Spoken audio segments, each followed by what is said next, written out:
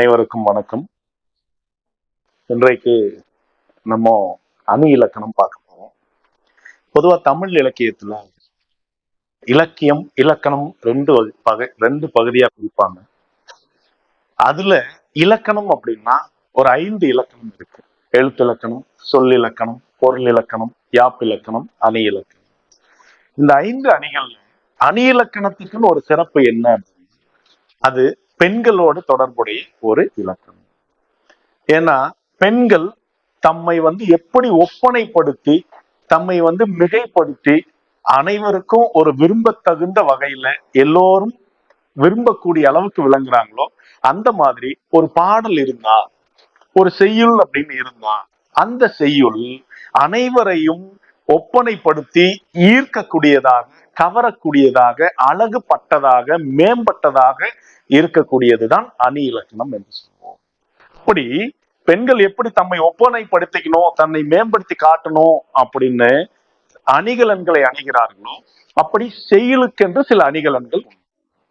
அந்த அணிகலன்களை, அணியை சொல்லக்கூடிய இலக்கியம் என்று சொல்லி பார்த்தால் அது தண்டி அலங்காரம் என்ற ஒரு இலக்கண நூல். அதுதான் முதன்மையான நூல் என்று சொல்லுவோம்.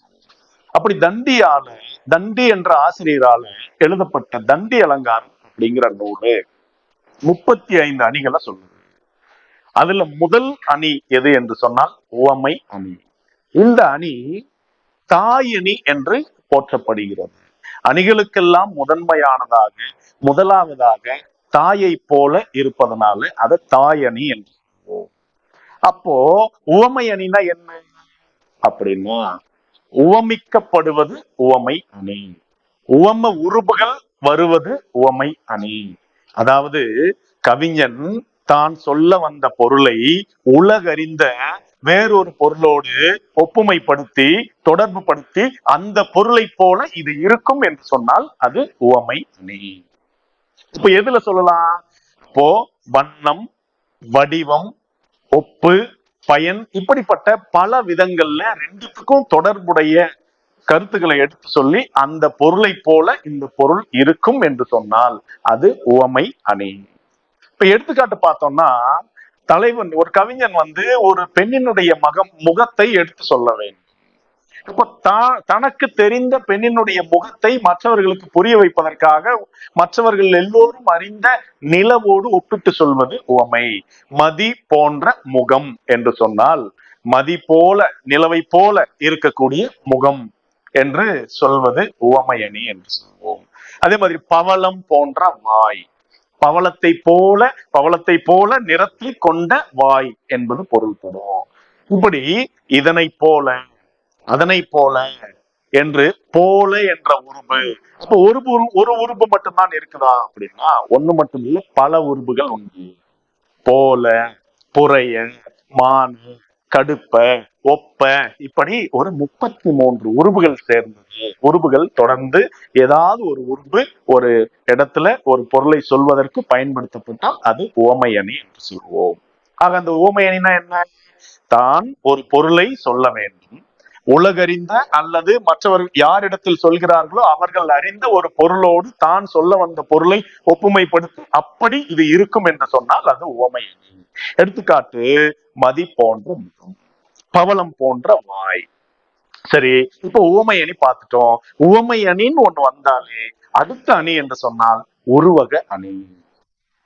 அப்ப உவமையில என்ன பார்த்தோம்? அந்த பொருளை போல இந்த பொருள் இருக்குன்னு பார்த்தோம். உருவகம் என்பது ரொம்ப எளிமையானது. அந்த பொருள் போல என்பது இல்லாமல், அந்த பொருள் வேறு இந்த பொருள் வேறு என்று இல்லாமல், கவிஞன் தான் சொல்ல வந்த பொருளும் தான் எந்த பொருளோடு ஒப்புமைப்படுத்த வேண்டுமோ அந்த பொருளும் வேறு வேறு என்று சொல்லாமல் இரண்டும் ஒன்றுதான், அதுதான் இது என்று சொன்னால் அது உருவகம். இப்போ நம்ம முதல்ல பார்த்தோம்ல ஊமை அணிக்கு மதி போன்ற முகம். இப்ப போன்ற எடுத்துருங்க, போன்ற எடுத்தாலும் அது ஊமைதான், ஊமை தொகைன்னு சொல்லுவோம், மதி முகம். இப்ப பாருங்க, கவிஞன் ஒரு பெண்ணினுடைய முகத்தை சொல்லணும், அந்த முகத்திற்கு ஒப்பாக நிலவ சொல்லணும். அப்படி மதி முகம் என்று சொன்னால் அது உவமை. இப்ப பாருங்க, இந்த எடுத்துக்காட்டு முக மதி என்று சொன்னால் அந்த பெண்ணினுடைய முகமே இங்க மதியாக வந்து நிற்குது. ஆக முகம் வேறு நிலவு வேறு என்று இல்லாமல் இரண்டும் ஒன்றுதான். முகமாகிய மதி, முகம்தான் அந்த மதி என்று இரண்டையும் ஒன்றாக சொன்னான். அது உருவக அணி. ஆக கவிஞன் தான் சொல்ல வந்த பொருள் வேறு, ஒப்புமை சொல்ல வேண்டிய பொருள் வேறு என்று இல்லாமல் இரண்டையும் ஒன்று என்று சொன்னால் அது உருவக அணி. எடுத்துக்காட்டு, மதி முகம் என்பது மாறி முக மதி என்று முன்னுக்கு பின் சேர்ந்து நிற்கும். இதுதான் உருவக அணி என்று சொல்லுவோம். அடுத்து தற்குறிப்பேற்ற அணி. பேர்லயே இந்த அணிக்கான விளக்கணம் இருக்கு. தன் கூட்டல் குறிப்பு கூட்டல் ஏற்றம் கூட்டல் அணி. கவிஞன் தான் சொல்ல வந்த பொருளை இயல்பாக நடக்கக்கூடிய ஒரு நிகழ்வின் மீது ஏற்றி சொல்வது, தன்னுடைய குறிப்பை ஏற்றி குறிப்பிடுவது தற்குறிப்பு ஏற்ற அணி. ஆக தற்குறிப்பேற்ற அணி என்றால் இளங்கோவடிகள் சொல்வார். இதற்கு உதாரணமாக, இயல்பா ஒரு நிகழ்வு நடக்கும்.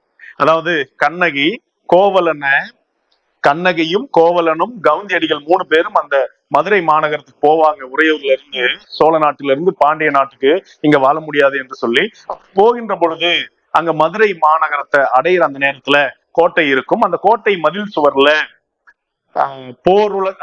போருக்கு போயிட்டு வெற்றி பெற்று கொண்டு வந்த அந்த பாண்டிய நாட்டினுடைய கொடியை அங்க உயர்த்தி வச்சிருப்பாங்க.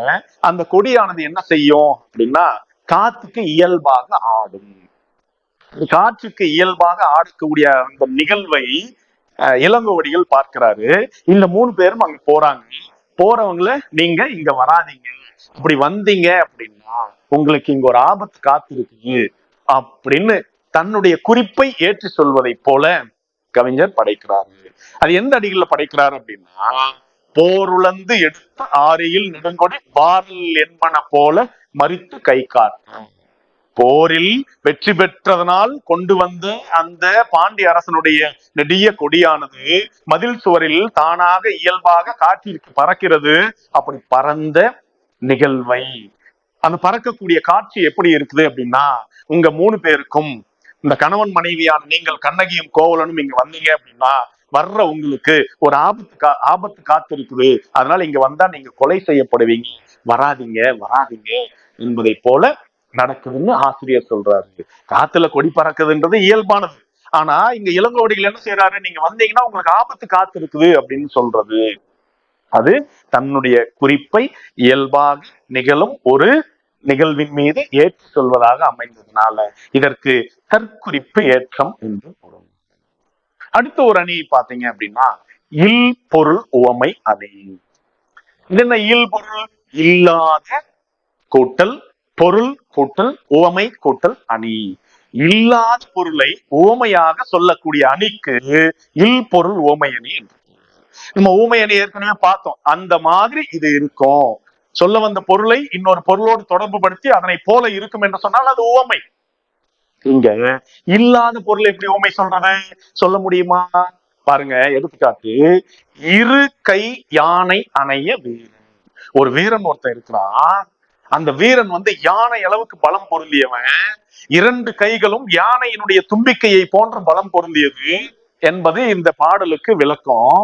ஆக 2 கைகளும் யானையினுடைய தும்பிக்கையை போல பலம் வாய்ந்தது என்பது ஆசிரியருடைய எண்ணம். அது அந்த யானையோட தும்பிக்கை மாதிரி பலம் பொருந்திய கைகளை உடைய வீரன் என்று சொல்றார். இது ஓமையணி. இது நம்ம எல்லாருக்கும் தெரியும். எப்படி இது இல்பொருள் ஓமையாச்சு? ஆக யானைக்கு பலம் எதுல? தும்பிக்கை. அந்த தும்பிக்கையை போல கரங்களை கொண்டவன், பலத்தை கொண்டவன் இவன், இந்த வீரன். சரி, ஓமை பொருந்தது. ஆனா எப்படி இல்லாத பொருள் ஓமை? எப்படி என்றால், யானைக்கு ஒரே ஒரு கை மட்டும்தான் உண்டு. யானைக்கு தும்பிக்கை என்பது ஒன்று மட்டும்தான். ஆனா அந்த தும்பிக்கை ஒவ்வொரு பக்கமும் இவனுக்கு இருக்கு. 2 தும்பிக்கைகளை கொண்ட யானை இருக்கா? இல்ல. ஆனா இந்த வீரனுக்கு 2 கைகள் இருக்கு, தும்பிக்கையா இருக்கு. ஆக 2 கைகளை கொண்ட யானை என்பது எப்படி இல்லையோ, இல்லாத பொருள். அந்த இல்லாத பொருள் இந்த தலைவனுக்கு, இந்த வீரனுக்கு ஒப்புமையா சொன்னதுனால இது இல்லாத பொருளை ஒப்புமையா சொன்னது பொருள். ஆக இது இல் பொருள் உவமை அணி அப்படின்னு சொல்லுவோம். அடுத்து நம்ம பார்க்க போற அணி பிரிது மொழிதல் அணி. இந்த பிரிது மொழிதல் அணிய நுவலா நுவல்ச்சி அணி அப்படின்னு சொல்லுவாங்க. இல்லைன்னா உவமை இல்லாத அணி என்று சொல்வார்கள். ஏன் இதை எப்ப சொல்லுவோம்? ஒரு பொருளை சொல்லாம சொல்லி புரிய வைக்கணும். அப்போ ஒரு பொருளை எப்ப சொல்லாம சொல்லி புரிய வைக்கிறது? ஒரு பொருளை சொல்லணும்னா அதற்கு ஒப்பான இன்னொரு பொருளை சொல்லி அந்த பொருளை நம்ம புரிய வைப்போம். இப்ப 1 என்ற ஒரு எண்ணை உங்களுக்கு சொல்லணும், புரிய வைக்கணும்னா நான் 2 அப்படிங்கிற ஒரு பொருளை சொல்லி அந்த 2லிருந்து 1 கழித்தால் 1 வரும் அப்படின்னு சொல்லி புரிய வைக்கிறது. ஆக ஒரு நம்ம அந்த படத்துல இல்லாத ஒரு பொருளை உங்களுக்கு சொல்லணும், ஆனா உங்களுக்கு இருக்கிற பொருளை வச்சு இல்லாத பொருளை நான் குறிப்பிடுறது. அதுதான் நுவலாத, சொல்லாமலே ஒன்றை புரிய வைத்தல். நுவலா நுவல்ச்சி அணி அல்லது ஒன்று இருக்க ஒன்றை புரிய வைக்க பிரிதொன்றை புரிய வைத்தல், பிரிதொன்றை சொல்லுதல். அதுதான் பிரிது மொழிதல் அணி என்று சொல்வோம். இப்ப உதாரணத்துக்கு பாருங்க, பரியது கூர் கோட்டது ஆயினும் வெறும் புலி தாக்கு உரின். எப்படி? பரியது ரொம்ப பருத்து இருக்கும், கூர்மையான கோடுனா கொம்புகளை கொண்டதா இருக்கும். இப்ப பருத்து இருந்தாலும் கூர்மையான கொம்புகள் கொண்டிருந்தாலும் வெறும் பயப்படும். எப்போ? புலி என்பது தாக்கினால் பயப்படும். இப்ப எது பருத்தது, எது கூர்மையான கொம்புகளுடையது அப்படின்னா யானை. நம்ம எல்லாருக்கும் தெரியும், யானை என்பது ரொம்ப பருத்து இருக்கும், கூர்மையான கொம்புகள் கொண்டிருக்கும், காட்டுல அதுதான் இருக்கிறதுலே பெரிய விலங்கு. ஆனா நான் சொல்ல வந்த பொருள் யானை இல்ல.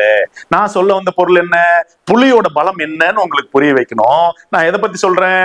பருத்து இருக்கும், கூர்மையான கொம்புகள் கொண்டிருக்கும், ஆனா அந்த யானையே பயப்படும் புலியை பார்த்தா என்று சொல்லி அந்த புலியினுடைய சினத்தை, அந்த புலியினுடைய பலத்தை இங்க புரிய வைக்கிற. ஆக புலிய சொல்ல வரணும், யானையோட இயல்பை சொல்லி உங்களுக்கு புலிய வைக்கிற. ஆக ஒன்று இருக்க புலி என்ற ஒன்று சொல்ல, யானையை பற்றி சொல்லி உங்களுக்கு புலியை புரிய வைத்ததுனால ஒன்று இருக்க பிரிதொன்றை மொழிந்து புரிய வைத்தல் என்ற உத்தியில இது பிரிது மொழிதல் அணி என்று சொல்வோம். ரைட். அடுத்த அணி பாத்தீங்க அப்படின்னா இது ரொம்ப ரொம்ப ரொம்ப ரொம்ப அற்புதமான அணி. இது ஒரு 3 வகையில பிரிக்கலாம். மாணவர்களாகி உங்களுக்கு எல்லாருக்குமே தெரிஞ்சிருக்கும். பின்வரு நிலை அணி. அது என்ன பின்வரு நிலை அணி? ஒரு சொல்லோ அல்லது பொருளோ அல்லது சொல்லும் பொருளுமோ மீண்டும் மீண்டும் பின் பின் பின் என்று மீண்டும் மீண்டும் திரும்ப திரும்ப வந்தால் அது பின்வரு நிலை அணி. இது ஒரு 3 வகை இருக்குதுங்க. சொற்பின்வரு நிலை அணி, பொருள் பின்வரு நிலை அணி, சொற்பொருள் பின்வர் நிலை என்று ஒரு 3 உண்டு. அப்ப சொல் பின்வர் நிலை அணினா என்ன அப்படின்னா, சொல்லு மட்டும் திரும்ப திரும்ப வரும், ஆனா பொருள் வேற வேற வரும். பொருள் பின்வர் நிலைனா என்ன? பொருள் மட்டும் திரும்ப திரும்ப ஒரே பொருள் வரும், ஆனா அந்த பொருளை குறிக்கக்கூடிய சொற்கள் வேறு வேற வரும். அப்போ சொல்லும் திரும்ப திரும்ப வந்து அந்த சொல்லுக்கான பொருளும் திரும்ப திரும்ப வந்தால் அது சொற்பொருள் பின்வர் நிலை அணி. இப்ப உங்களுக்கு இந்த உதாரணங்கள் பார்த்தா உங்களுக்கு எளிமையா விளங்கும் பாருங்க. உள்ளம் உடைமை உடைமை, பொருள் உடைமை நில்லாது நீங்கிவிடும் என்பது உதாரணம். என்ன குறளுங்க? உள்ளம் உடைமை உடைமை, பொருள் உடைமை இல்லாது நீங்கிவிடும். ஆக இந்த இடத்துல உடைமை உடைமை என்பது திரும்ப திரும்ப வருது, ஆனா பொருள் வேற வேற வருது. சொல் பின்வர் நிலைனா என்ன? சொல்லு திரும்ப திரும்ப வரும், பொருள் வேற வரும். இப்போ உடைமை என்ற சொல்லு திரும்ப திரும்ப 2-3 இடங்கள்ல வருது. நமக்கு இங்க 2 இடத்துல நம்ம எடுத்துக்கிறோம். ஒரு இடத்துல உடைமை என்பது உள்ளம் உடைமையை குறிக்குது, இன்னொரு இடத்துல என்ன குறிக்குது? பொருள் உடைமையை குறிக்குது. சரிங்களா? ஆக உள்ளம் உடைமை உடைமை என்ற இடத்துல உள்ளத்தை உடையதாக குறிக்கிறது, இன்னொரு இடத்துல பொருள் உடைமை என்று சொல்லு பொருளை உடையதாக குறிக்குது. அப்போ இங்க உடைமை உடைமை என்பது மீண்டும் மீண்டும் திரும்ப திரும்ப வந்திருக்குது, ஆனா பொருள் ஒண்ணு உள்ளத்தையும் ஒண்ணு பொருளையும் குறித்ததுனால வேறு வேறு பொருளை குறித்து ஒரே சொல் பின்னர் பின்னர் பின்னர் திரும்ப வந்ததுனால இதற்கு சொல் பின்வர் நிலை அணி என்று பொருள். அடுத்து பொருள் பின்வர் நிலை அணிக்கு என்னது? பொருள் பின்வர் நிலைன்னா என்ன சொன்ன? சொற்கள் வேறு வேறு வரும், ஆனா பொருள் மட்டும் திரும்ப திரும்ப ஒன்னே வரும். என்ன பாருங்க, அவிழ்ந்தன தோன்றி, அலர்ந்தன காயா, நெகிழ்ந்தன நேர்முகை முல்லை. பாருங்க, அவிழ்ந்தன தோன்றி, இந்த தோன்றி மலர்கள் அப்படியே மொட்டுகள் அவிழுது, மொட்டுகள் அவிழ்ந்தா அது பேர் என்ன? மலர்தல். அலர்ந்தன காயா, அலறுதல் என்று சொன்னால் காற்றுக்கு அப்படியே விரியறது. காயா மலர்கள் என்ன செய்யுது? காற்றுக்கு விரியுது. அப்ப விரிதல் என்று சொன்னாலும் அதுவும் மலர்தல். நெகிழ்ந்தன நேர்முகை முல்லை. இந்த முல்லை மலர்கள் என்ன செய்யுதா, நேரம் மொக்கு மாதிரி இருக்கக்கூடிய அந்த மொக்குகளுடைய முல்லை மலரானது கொஞ்சம் அப்படியே நெகிழ்ந்து பிளெக்சிபிள் சொல்லுவாங்க ஆங்கிலத்தில், அப்படியே கொஞ்சம் இலகி விரியுது. ஆக அவிழ்தல் என்று சொன்னாலும் மலர்தல், நெகிழ்தல் என்று சொன்னாலும் மலர்தல், அலர்தல் என்று சொன்னாலும் மலர்தல். ஆக அவிழ்தல், அலர்தல், நெகிழ்தல் என்ற 3 சொற்கள் வந்திருக்கு. ஆனா பொருள் திரும்ப திரும்ப மலர்தல் மலர்தல் மலர்தல் என்று வந்ததுனால இங்க பொருள் திரும்ப திரும்ப வந்திருக்குது, சொல்லு திரும்ப வரல. அதனால இது பொருள் பின்வர் நிலை அணி. அடுத்து இப்ப சொல்லும் திரும்ப திரும்ப வரணும், பொருளும் திரும்ப திரும்ப வரணும். அப்படி வந்தா சொல் பொருள் பின்வர் நிலை அணி. அததான் சொற்பொருள் பின்வர் நிலை அணின்னு சொல்லுவோம். எடுத்துக்காட்டு, செல்வத்துள் செல்வம், செவிச்செல்வம், அச்செல்வம், செல்வத்துள் எல்லாம் தலை. செல்வம் செல்வம் செல்வம் என்ற சொற்கள் திரும்ப திரும்ப வந்து இந்த செல்வம் என்பது பொருளை குறித்ததுனால அது ஒரே பொருளை குறிக்குது, ஒரே சொல்லுத்த வருது, திரும்ப திரும்ப வருது, திரும்ப திரும்ப அதே பொருளை குறிக்குது. அப்படிங்கிறதுனால இதை சொற்பொருள் பின்வர் நிலையன்னு சொல்லுவோம். அதே மாதிரி பாருங்க இன்னொரு குறள், சொல்லுக சொல்லை பிரிதொரு சொல் அச்சொல்லை வெல்லும் சொல் இன்மை அறிந்து. ஒரு சொல்ல சொல்லணும், நீங்க சொல்ற சொல்ல ஜெயிக்கிற மாதிரியான வெற்றி பெறக்கூடிய சொற்கள் வேற இருக்குது அப்படிங்கிற சொல்லே இல்ல அப்படிங்கிற மாதிரி. நம்ம பேசுற பேச்ச வேற யாரும் ஜெயிக்க கூடாது, அந்த மாதிரியான சொற்களை தேர்வு செய்து சொல்ல வேண்டும் என்பது இந்த குறளோட பொருள். ஆக சொல்லு சொல்லு சொல் என்று திரும்ப திரும்ப வந்து ஒரே சொல் என்று சொன்னால் கிளவி, பதம், சொற்கள் என்று சொல்லி ஒரே பொருள் திரும்ப திரும்ப வந்ததுனால இத சொற்பொருள் பின்வரு நிலை அணி என்று சொல்வோம். அடுத்து வேற்றுமை அணி. சரிங்களா? இப்போ 2 பொருள் இருக்கு, எதை நம்ம வேறுபடுத்த முடியும்? ரெண்டும் ஒரே தன்மையுடைய பொருள்களாக இருந்தால் அதனுடைய ஒற்றுமைகள் என்ன என்ன என்று பட்டியலிட்டு அதன் பிறகு அது இந்த விஷயத்துல மட்டும் வேறுபடுது என்று சொன்னால் அது வேற்றுமை அணி.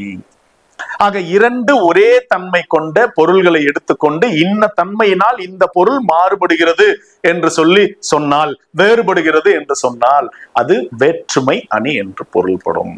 பாருங்க, அற்புதமா ஒரு திருக்குறள் ஒண்ணு இருக்கு. எடுத்துக்காட்டுக்கு, தீயினால் சுட்ட புண் உள்ளாரும், ஆறாதே நாவினால் சுட்டவடு. அதுதான் நம்ம இப்போ திரைப்படத்துல கூட வரும்னு நினைக்கிறேன். நெருப்புல சுட்டா ஆறிடும், ஆனா வெறுப்புல சுட்டா ஆறாது. அது தீயினால் சுட்ட புண், ரெண்டுமே ஒண்ணுதான், ரெண்டும் புண்ணுதான். ஒண்ணு தீயால் சுட்ட புண்ணு, இன்னொன்னு வாயால பேச்சால வசை பாடினதால மனசு சுட்டு புண்ணானது. சரியா? அப்ப 2 புண்ணு இருக்கு. 2 புண்ணுல ஒண்ணு தீயினால் சுட்ட புண் கொஞ்ச நாள் ஆச்சுன்னா தானா மருந்திட்டால் அந்த காயம் ஆறிவிடும். தீயால் சுட்ட புண்ணு உள்ள ஆறிடும். ஆனா நாவினால் சுட்ட புண்ணானது ஆறாது. புண் என்பது 2ம் ஒரே தன்மை கொண்டது. ஒரே தன்மை கொண்டத அந்த புண்ணை எடுத்துக்கிட்டு ஒரு புண்ணு ஆறும் ஒரு புண்ணு ஆறாது என்று சொல்லி 2ற்கும் இருக்கக்கூடிய வேறுபாட்டு சொன்னதுனால, வேற்றுமையை சொன்னதுனால இதற்கு வேற்றுமை அணி என்று பெயரு. ரைட். அடுத்து இரட்டுற மொழிதல் அணி. இது எல்லாருக்குமே தெரியும், நம்ம எல்லாம் பயன்படுத்திருப்போம்.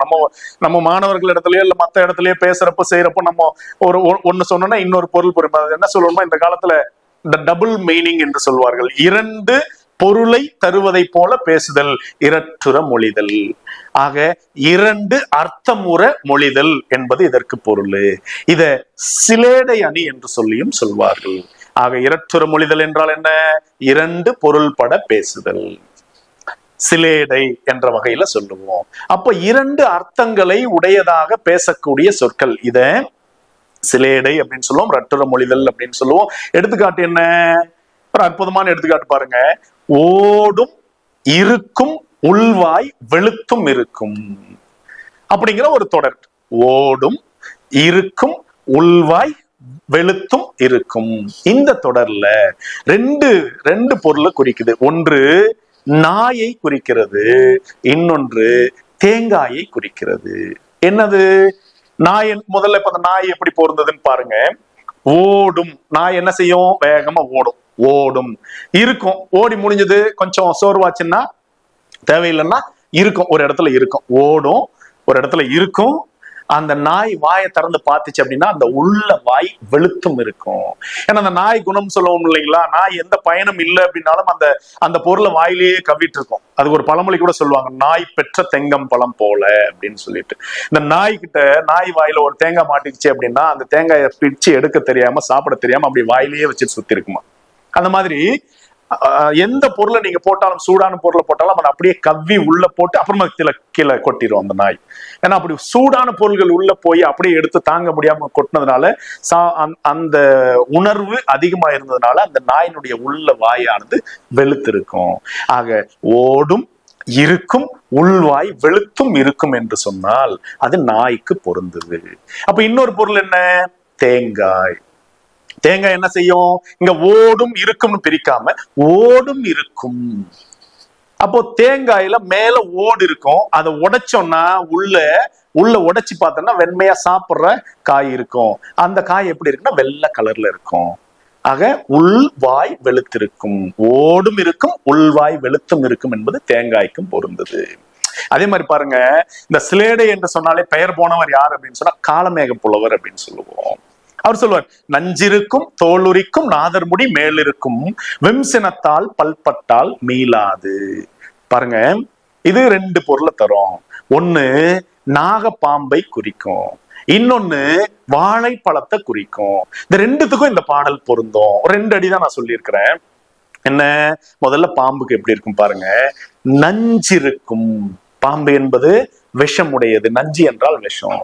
அந்த பாம்போட வாயில விஷம் இருக்கும், நஞ்சு இருக்கும். தோல் உரிக்கும். பாம்பு தோலை உரிக்கும். பாம்பு தோல் சட்டம் மாதிரி வயதான காலத்துல தோல் உரிக்கும், இயல்புடையது. தோல் உரிக்கும். நாதர் முடி மேல் இருக்கும். நாதர் என்று சொன்னால் சிவபெருமான். சிவபெருமானுடைய கழுத்தை சுத்தி அந்த முடி மேல எல்லாம் வரும். அப்போ நாதர் முடி மேல் இருக்கும். வெஞ்சினத்தால், கடுமையான கோபத்தால அந்த பாம்பு யாரையாவது வேகமா அப்படி போட்டுச்சுன்னா நஞ்சினத்தால் பல் பட்டால், பாம்பினுடைய பல் யார் மீதாவது பட்டால் உயிரானது மேலாது. ஆக நஞ்சிருக்கும் தோலுரிக்கும் நாதர்முடி மேலிருக்கும் வெஞ்சினத்தால் பல்பட்டால் மீளாது என்பது பாம்பிற்கு பொருந்தும். அதே மாதிரி இன்னொன்னு என்ன? வாழைப்பழத்துக்கு பார்ப்போம். வாழைப்பழம் என்ன? நஞ்சு இருக்கும். இங்க நஞ்சு என்றால் விஷம் இல்லை, நல்ல நஞ்சு போயிருக்கும். நம்ம சொல்லுவோம் துணி நஞ்சு போயிருச்சு, நல்ல நைந்து அரை சொல்லுவாங்க, நைஸா இருக்குன்னு சொல்லுவாங்க இங்கிலீஷ். அதான் நைதல். இந்த பழம் நல்லா கனிஞ்சு போய் இருக்கும். அப்படிப்பட்ட பழத்தை தான் நம்ம சாப்பிட முடியும். நைந்து இருக்கும், நஞ்சு இருக்கும். தோல் உரிக்கும். அது எப்ப சாப்பிட முடியும்? தோலை உரிச்சாதான் நம்ம சாப்பிட முடியும். தோல் உரிக்கும். நாதர் முடி மேல் இருக்கும். அந்த அந்த தோல் உரிச்ச வாழைப்பழத்தை சின்ன சின்னதா அறுத்து அதை நாதர் சிவபெருமானோ அல்லது சிவலிங்கமோ அல்லது வேறு கடவுள்கள் மேலவோ அபிஷேகமா செய்வோம். எப்படி பாலை ஊத்தி பால் அபிஷேகம் செய்வோம், எப்படி குங்குமத்தை எல்லாம் போட்டு குங்கும அபிஷேகம் செய்வோம், அந்த மாதிரி இந்த பழங்களை போட்டு பல அபிஷேகம் செய்வார்கள். அதற்கு இந்த வாழைப்பழம் பயன்படும். நஞ்சிருக்கும் தோலுரிக்கும் நாதர்முடி மேல் இருக்கும். வெஞ்சினத்தால், கடுமையான பசி, கோமா கொள்ள பசி சொல்லுவோம் இல்லைங்களா, அப்படி சினத்தால வேகமா அந்த பழத்தை எடுத்து ஒரு கடி கடிச்சோம்னா அந்த பழம் அப்படியே இருக்கிற இடம் தெரியாம உள்ள போயிடும். ஆக வெஞ்சினத்தால் பல்பட்டால் மீளாது என்பது வாழைப்பழத்துக்கும் பொருந்தும். ஆக பாம்பிற்கும் இது பொருந்தும், வாழைப்பழத்துக்கும் பொருந்தும். இரண்டிற்கும் ஒரே பொருள் இருக்கக்கூடிய ஒரு தொடர் என்பதனால இத என்னன்னு சொல்லுவோம்? இரட்டுற மொழி அல்லது சிலேடை அணி என்று சொல்வோம். அடுத்து பாருங்க, ரொம்ப அற்புதமானது, வஞ்ச புகழ்ச்சி அணி. இத புகழா புகழ்ச்சி அணி என்று சொல்வார்கள். அதாவது வஞ்சம் அப்படின்னு சொன்னா கொஞ்சம் கிண்டல் பண்றது, ஏளனம் செய்யறது, ஏளனம் செய்யற மாதிரி புகழ்றது, அதான் வஞ்ச புகழ்ச்சி. இது 2 விதத்துல சொல்லலாம். புகழ்வதை போல பழித்தல், பழித்தலை போல புகழ்தல் அப்படின்னு 2 வகையா சொல்லலாம். அது எப்படி புகழ்ற மாதிரி பழிக்கிறது, பழிக்கிற மாதிரி புகழ்றது? முதல்ல பாருங்க, தேவர் அணையர் கயவர் அவரும் தாம் மேவன செய்தொழுகலான். எப்படி? தேவர்களை போன்று இருப்பார்கள் கயவர்கள். ஏன்னா அவங்க கூட மேவன செய்து ஒழுகலான். சில சிறப்பான செயல்கள், கொஞ்சம் ஆச்சரியமூட்டக்கூடிய வகையில இங்க நம்ம கயவர்கள் என்று சொன்னால் அரக்கர்களை எடுத்துக்குவோம். சரிங்களா?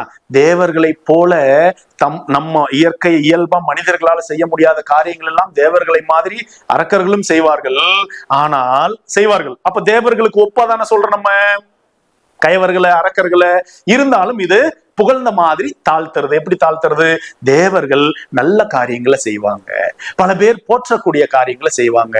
ஆனா கயவர்கள் மெச்சர மாதிரிதான் செய்வாங்க. ஆனா அது மத்தவங்களுக்கு ஒரு இழுக்கை தரும், மத்தவங்களுக்கு ஒரு துன்பத்தை தரும். சரிங்களா? அந்த மாதிரி ஒருத்தர் நம்ம இப்ப கூட சொல்லுவோம், அவன மாதிரி நல்ல பையன் யாருமே இல்லை அப்படின்னா அவன் நல்லவன் இல்லை. பக்கத்துல இருக்கவங்க எல்லாம் சிரிப்பாங்க. என்ன காரணம்? அவன் நல்லவன் இல்லை. இப்படி புகழ்ற மாதிரி பழிக்கிறது. சரிங்களா? புகழ்வதை போல பழித்தல் என்ன? தேவர் அணைய கயவர் அவரும் தாம் மேவன செய்தொழுகலாம். அப்போ அவங்கள மாதிரியான நம்மளை விட இயல்பா இருக்கக்கூடிய நிகழ்வுகளை தவிர மற்ற நிகழ்வுகளை செய்வாங்க. அதனால பயன் இல்லை, அதனால துன்பம் தான் வரும் என்று சொல்லி அவர்களை புகழ்ந்து சொல்ற மாதிரி, அவங்களுக்கு ஒப்பா சொல்ற மாதிரி சொல்லி தாழ்த்துறது. இது புகழ்தலை போல பழித்தல் அப்படின்னு சொல்லுவோம். சரி, இன்னொன்னு என்ன? பழித்தலை போல புகழ்தல். என்னது பழித்தலை போல புகழ்தல்? சொல்லுவாங்க ஒரு பாட்டு, பாரி பாரி என்று பல ஏத்தி ஒருவர் புகழ்வார் சென்னா புலவர். பாரி பாரி என்று பல ஏத்தி ஒருவர் புகழ்வார் சென்னா புலவர். பாரி ஒருவனும் அல்லன் மாரியும் உண்டு இங்கு உலகு புறத்ததுவே என்பது பாட்டு. என்னவா? பரம்பு மலையை ஆட்சி செய்தவன் பாரி. இந்த உலகத்துல இருக்கிறவங்க என்ன செய்வாங்க? பாரி பாரி பாரி, அவன் தான் பெரியவன், அவன் தான் மாறி வழங்குறவன், அவனை மாதிரி சிறப்பானவன் யாருமே இல்லைன்னு பல பேர் கையெடுத்து வாழ்த்துவாங்க. பாரி பாரி என்று பல ஏத்தி ஒருவர் புகழ்வார் சென்னா புலவர். சென்னாக்கினை உடைய செம்மையான மொழிகள்ல இந்த பாரியை புலவர்கள் புகழ்ந்து சொல்வார்கள். எப்படி? பாரி எல்லாம் பாரி பாரின்னு வாழ்த்துறீங்களே, நீங்க எல்லாம் புகழ்றீங்களே, பாரி மட்டும்தான் உண்டா? பாரி ஒருவனும் அல்லன். இந்த உலகத்தை காப்பாற்றுறவன் இந்த பாரி ஒருவனும் அல்லன் மாரியும் உண்டு இங்கு உலகு புறத்ததுவே. பாரி மட்டும் இருக்கிறானா? இந்த உலகத்தை புறப்பவன், இந்த உலகத்தை காப்பாற்றுபவன், இந்த உலகத்திற்கு வாரி வழங்குபவன் பாரி ஒருத்தன் மட்டும்தான் இருக்கிறானா? இல்ல, இங்க மாரி என்ற ஒன்றும் உண்டு. மாரி என்று சொன்னால் என்ன அப்படின்னா மழையை குறிக்கும். ஏன்னா வான் சிறப்பு என்ற ஒரு அதிகாரத்தையே வள்ளுவர் கொடுத்திருப்பாரு. இந்த உலகத்தையே, இந்த பூமியையே, இந்த பூமியில இருக்கக்கூடிய கோடிக்கணக்கான உயிரினங்களை பாதுகாக்கிறது, உயிரினங்களுக்கு மழையாக பெய்து உயிரினங்களோட வளர்ச்சிக்கு விருத்திக்கு காரணமா இருக்கிறது எது என்று சொன்னால் அது மழை என்று சொல்வோம். அந்த மழை என்பது உலகத்திலே மற்ற எல்லாவற்றையும் விட சிறந்த வழங்குவது, கொடைத்தன்மை கொண்டது என்று சொல்வோம். ஆனால் இங்க பாரி பாரின்னு எல்லாரும் சொல்றீங்களே, பாரி மட்டும் இல்ல, பாரிக்கு ஒப்பாக இங்க மழையும் ஒன்று இருக்கு. பாரி மட்டும் இல்ல, மழையும் மற்றவர்களை பாதுகாக்க இருக்குது அப்படின்னு மழையோடு பாரியை ஒப்பிட்டு இருக்கிறாங்க என்பது இந்த பாடலுடைய பொருள். இது எப்படி பழித்தலை போல புகழ்தல் ஆகுது? நம்ம சொல்லுவோம் உலகத்திலேயே மாறிதான் எல்லாவற்றையும் விட சிறந்த வாரி வழங்குற கொடைத்தன்மையாளன்னு சொல்லுவோம். ஆனா பாரி மட்டும் இல்ல, மாரியும் உண்டு அப்படின்னு பாரியை உயர்த்தி சொல்லி, சரியா, பாரி மட்டும் இல்ல மாரியும் உண்டு என்று மாறி, மழை என்பது எப்படி வழங்குமோ அதனை போல பாரி என்பவனும் வாரி வாரி வழங்கி இருக்கிறான் அப்படிங்கிறது பொருள். ஆக மழைக்கு ஒப்பாக விளங்கக்கூடியவன் யார் என்று சொன்னால் பாரி. சரியா? இது இப்ப பாரிய உயர்த்துறாங்க. ஆனா என்ன சொல்றாங்க? பாரி பாரின்னு சொல்றீங்களே, பாரி மட்டும் இல்ல அப்படின்னு அவனை தாழ்த்துற மாதிரி சொல்லி மலைக்கு ஒப்பிட்டு சொன்னதுனால, மலையோட பொருத்தி சொன்னதுனால, அந்த மலை எப்படி இந்த உலகத்தை காக்குமோ அதனை போல காப்பவன் சொன்னதுனால அவனை தாழ்த்துற மாதிரி பேசி உயர்த்தி சொன்னதாக அமைந்தது இந்த பாடல். இதுதான் வஞ்ச புகழ்ச்சி அணி. வஞ்சம் செய்வதை போல, பழிப்பதை போல, ஏளனம் செய்வதை போல ஒருவனுக்கு புகழ்தல் என்பதுதான் இந்த வஞ்ச புகழ்ச்சி அணி என்று சொன்னோம். ஆக இந்த பாடத்துல அணி இலக்கணங்கள்ல ஒரு 35 அணிகள்ல நம்ம ஒரு 8 அல்லது 9 அணிகள் தான் பார்த்திருப்போம்னு நினைக்கிறேன். மீதம் இருக்கக்கூடிய அணிகளை இன்னொரு வகுப்புல பார்ப்போம். அனைவருக்கும் நன்றி.